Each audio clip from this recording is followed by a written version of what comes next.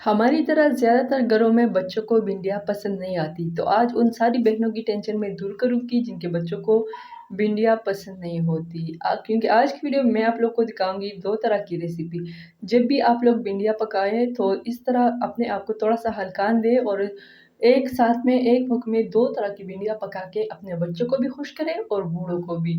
तो चलिए वीडियो को स्टार्ट करते हैं। सबसे पहले मैंने यहाँ भिंडियाँ ली है, उसको अच्छे तरीके से वॉश करके मैंने कपड़े की मदद से सुखा दिए और फिर भिंडियों के कुछ हिस्से को मैंने थोड़े से भिंडियों को मैंने इस तरह फ्राइज़ की शक्ल में काट दिए है। आप लोगों ने भिंडियों को इस तरह काट करना है। ये वाली रेसिपी जो है ये बच्चों के लिए है, ये आप लोग देख सकते हैं। और दूसरी नो बाकी जो भिंडियाँ थी वो उसको मैंने इस तरह काट दिया है। तो चलिए अब पकाने की तरफ। यहाँ फिर में मैंने ऑयल लिया है। ऑयल आप लोगों ने नॉर्मल हालात से ज़्यादा लेने हैं। तो ऑयल लेने के बाद मैंने इसमें जो फ्राइज़ की शक्ल में भिंडियाँ कट की थी वो डाल दी। अब मैंने इसको अच्छे तरीके से फ्राई करने हैं, जिस तरह हम आलू की चिप्स को फ्राई करते हैं। बहुत ही मज़ेदार रेसिपीज़ है आज दोनों।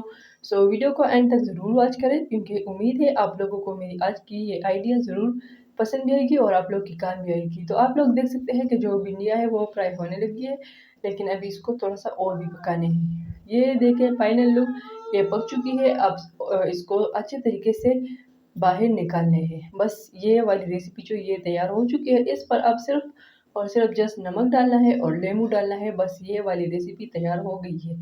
इतना आसान काम है लेकिन बस थोड़ा-सा खुद को हल्का देना है। तो ये आप लोग देख सकते हैं ये फ्राई हो चुके हैं। अब यहाँ इस ऑयल से मैंने थोड़ा-सा ऑयल कम किया क्योंकि मैंने ऑयल ज़्यादा लिया था और अब इसमें डालूँगी बाकी की भिंडियाँ। कुछ भी और नहीं डाला है, बस जल्दी डायरेक्ट सिर्फ़ यही भिंडियाँ डाली है और इसको इतना पकाना है कि इसका जो जेली वाला पैन है वो ख़त्म हो जाए। पहला रेसिपी आप लोग देख सकते हैं माशाल्लाह से ये तो बच्चों को क्या कहें मैं खुद भी इसको छोड़ती नहीं हूँ।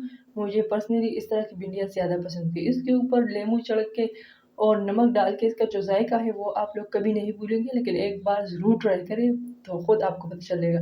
यहाँ ये भिंडियाँ आप लोग देख सकते हैं इसका जो जेली वाला पैन है वो मुकम्मल तौर पर ख़त्म हो चुका है। वो ख़त्म होने के बाद अब मैंने इसमें डालना है प्याज़। प्याज़ मैंने 1 अदद लिया है।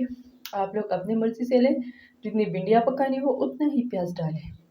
तो प्याज़ डालने के बाद अब मैंने इसको मिक्स करना है और इसके ऊपर ढक्कन नहीं रखना, बस इसको 2-3 मिनट देने हैं ताकि प्याज़ जो है इसका ये कच्चापन थोड़ा-सा दूर हो जाए। जब ये थोड़े से पक जाए आप लोग देख सकते हैं हमें नज़र आ रहा है कि जो प्याज़ है वो थोड़े से पक चुके हैं। अब यहाँ मैंने प्याज़ पकने के बाद टमाटर डाला है 1 अदद बड़ा और इसके ऊपर नमक डाला है, सालन मसाला डाला है और हल्दी पाउडर डाला है, बाकी कुछ भी नहीं डाला है। और इसके ऊपर ढक्कन रख के इसको 3-4 मिनट के लिए पका दिए ताकि जो टमाटर है वो नरम हो जाए और अब इसको अच्छी तरीके से मिक्स करें। मिक्स करने के बाद हमारे साथ ये वाली रेसिपी भी तैयार हो चुकी है।